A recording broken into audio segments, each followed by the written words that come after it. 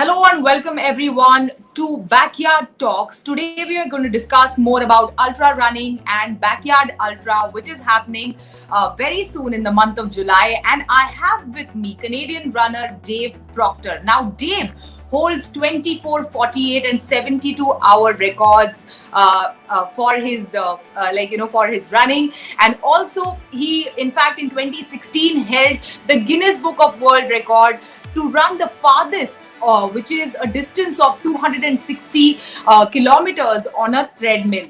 Apart from that, he has attempted Backyard Ultra himself, surviving for close to 39 hours, covering a distance of 347 kilometers. That's really amazing, Dave. Thank you for joining us. What is it that you tell yourself, at the start of a race like a Backyard Ultra? Because there is no finish line. There is no time to it where you can finish. So what do you tell yourself? And especially considering the first hour for any run, at least for me, is the toughest because you're just getting into the rhythm. So what do you tell yourself?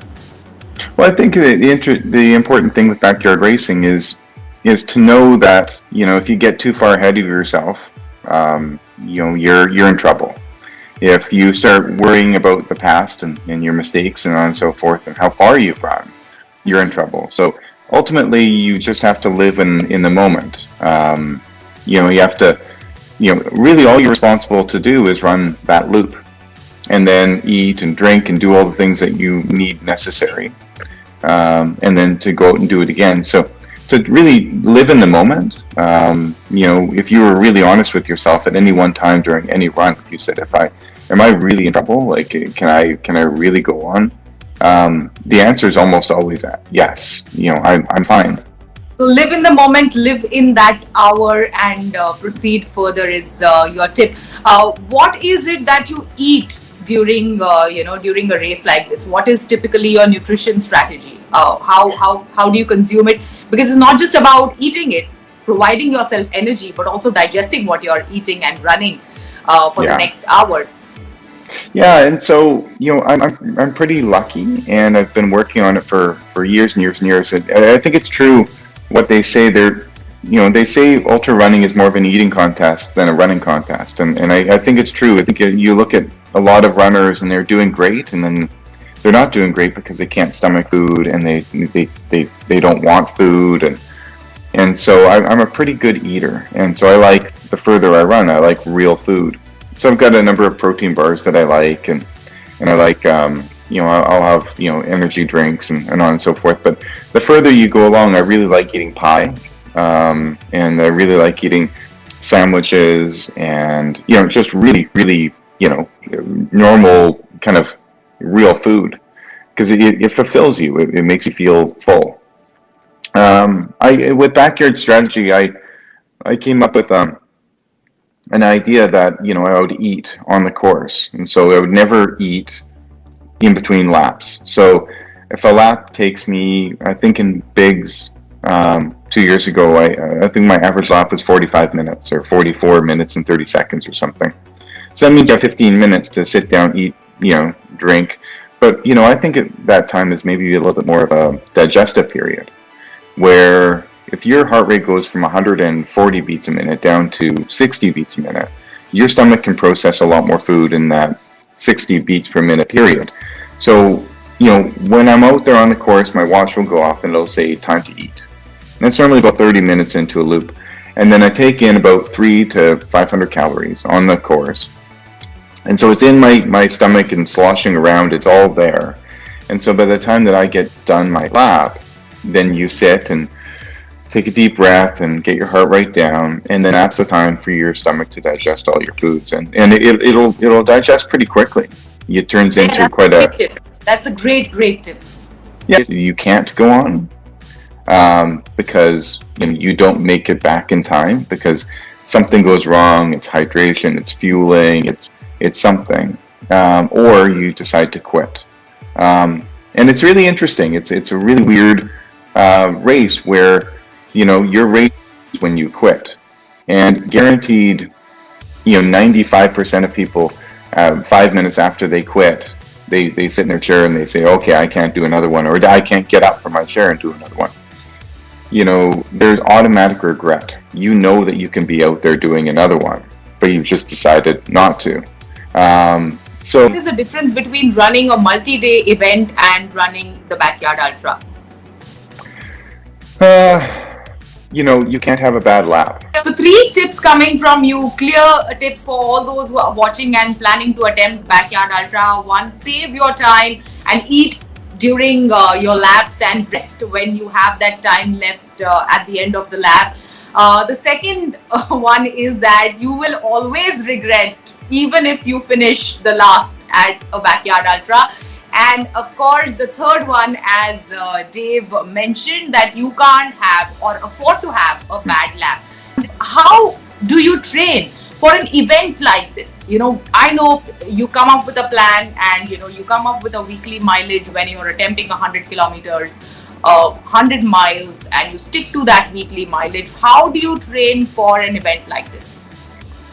Well, I think there's a lot of ways, because there's a lot of there's a lot of pieces at play. Number one, just get as fit as you possibly can, right? I mean, if your effort level on the course is easier because you're fit, you're just going to run further, right? Speed is rewarded on the course. I know everybody says it isn't in backyard racing, but I think it is. The further that you want to run, the more time in between laps that you have, there's more time that you can end up sleeping or closing your eyes or putting your feet up or massaging your hamstring that's getting tighter or whatever it is. So I think that doing some relative speed work in your training is important to build that fitness, and as well too to build that strength. And that strength really does. I think there's really good science that comes into discussing, when you are really, really, really far into a race, your speed and your strength really does start to kick in, and you can end up maintaining a reasonable pace for longer. So doing speed work in your training. I think training your gut is really important. So I always like to think that every run is a missed opportunity if I don't have something in my stomach that I have to digest, because your digestive tissues are trainable tissues as well too. And by limiting what you put in your stomach, are you really working on that by developing capillary growth and gastric emptying? So this is really boring stuff, but basically every run that you can go on, eat something before or during, and then try something a little bit harder.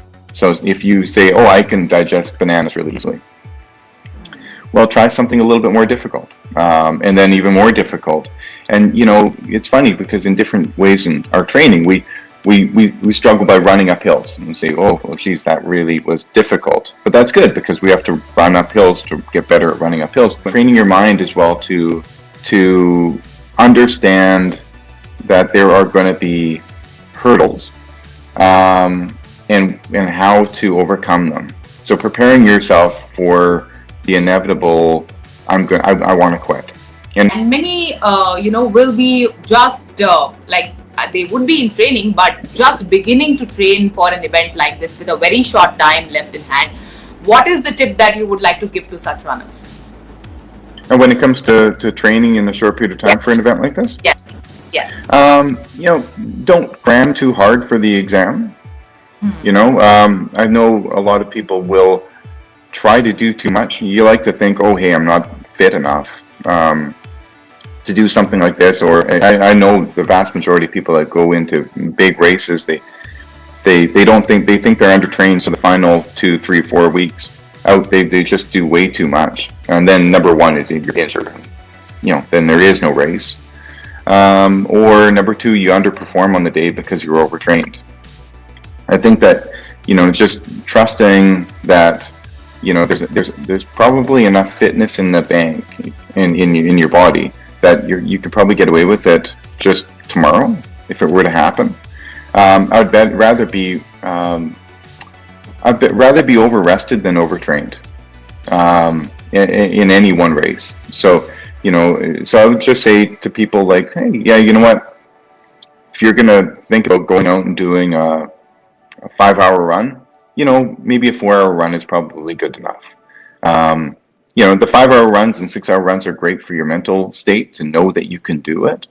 But outside of that, there are diminished returns when it comes to overtraining and running too many miles, I think. Sleep deprivation, and that's a real thing. You know that in ultra races. How do you deal with that in an event like this? I think you deal with it with speed. I think that the vast majority of the runners that are going to go far are going to that early on. You're going to get into a rhythm where you're going to get 5 minutes sleep every hour. And I think that you can end up with 5 minutes, 7 minutes, 3 minutes every hour. You can be okay beyond 50, 60, 70, 80 hours. I know in 2019 when I was running with Will Hayward and Katie and Maggie at the end, I was looking at all of them and they were running their laps in 55 minutes and I was doing mine in 45 minutes. And I was getting sleep. And I felt good. You felt reasonable, and so I thought that I think that the majority of the runners that are going to be there are going to be running a little bit quicker, and then really able to get that sleep, so that's going to propel you into that beyond 72-hour mark. I think that sleep is really rewarded. What about recovery? Of course, sleep helps you recover, but during a lot of ultra races, we see people getting in their foam rollers, their yoga mats, doing all kinds of stretches. How do you manage all of these stretches in recovery? To be honest with you, I don't. I in the past have used like Normatec recovery pans in between laps and things, but I've come to the conclusion that there's a saying, it doesn't get worse, it just doesn't get any better, right? So I think there's a period of time where your legs get so inflamed and your muscles get so tight, and you think, oh my goodness, if this keeps getting worse, I'm not going to be able to move. But it just doesn't. It gets bad, and then you think you have to make a decision. You have to decide in your head, are you okay with this certain are you okay feeling like this? Because it doesn't get worse, it just doesn't get better.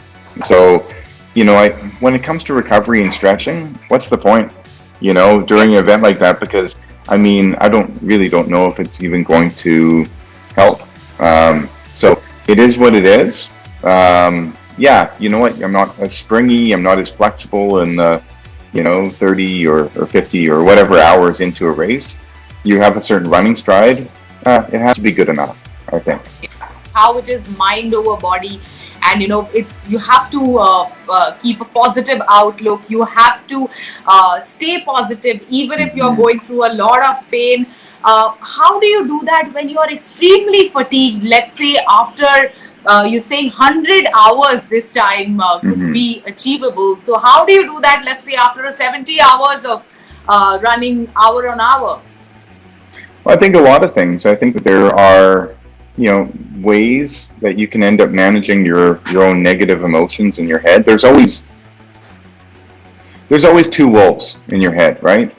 And they're barking on either side, and you have a positive wolf over here, and then you have a negative wolf over here, and what wolf wins is the one that you feed. And so, making that conscious decision that, I get it, I give up a lot, I quit. You end up giving that wolf a lot of reverence and time and space, but just don't give him time and space, right? I also think gratitude. I was watching Chander run my quarantine backyard race, and I just saw how far he got with just relative gratitude. Also, Dave, we have a question by Vishal. He is asking, when runners are dropping out and the size is reducing after some hours, will it give positive energy to continue for some more laps? I think he means to ask is, how do you stay optimistic and positive after a few laps? Yeah, so that's a bit of a tricky question, because it's interesting, because like right now when we're sitting around on our sofas and talking about the competitive nature of all of us, we end up looking at, oh, thank you.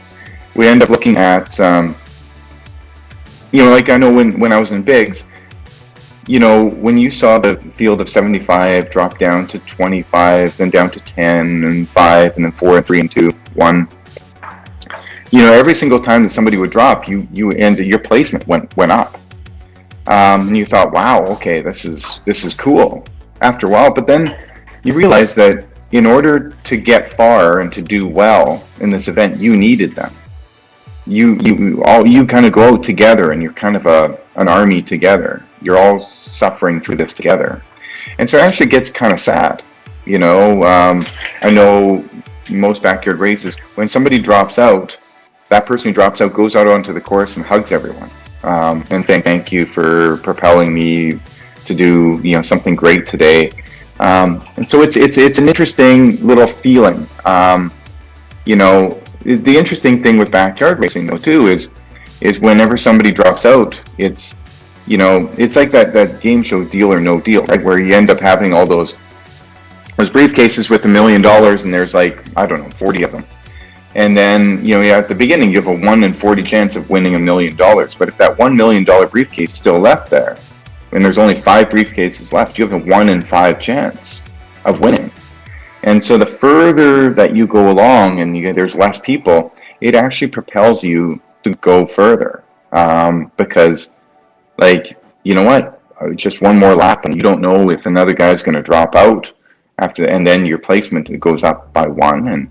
And so it's an interesting little, and it reminds me of this. Nelson Mandela ended up using this phrase. It's an African phrase, Ubuntu. And it means, I am because we are. And so it's not necessarily the competitive spirit in all of us where, I want to beat you in a race. I need you to run your very best. And I need you to be your best so then I can be my best. If we're playing basketball together and you're defending me, I need you to be incredible. Because then I'm going to be incredible, and that's going to only make your game even more incredible. And so, backyard racing is kind of cool like that, because, I was even talking to the fellow who won that event in the UK, John, and he said it was really, really, really beautiful what he and Matthew did together, because the two of them ended up running exceptionally well together. So he says, my 81-hour win wasn't my win, it was our win. Because he wouldn't have got there. If Matthew decided to drop out 10 laps before, he would have gotten to 71 hours. But still, it would be a 71-hour win, the two of them. Because with backyard racing, you can't do one extra lap first. You can't keep going after the second person drops. And so it's so beautiful. It's so cool, because it's an individual thing, but it's not at all. Thank you for joining us today. It was wonderful speaking to you, and such good tips for those who plan to participate in the event, and such good tips for those who train and want to participate in ultra marathons in the future. Thank you so much for joining us. No problem. Thanks for having me. This was fun.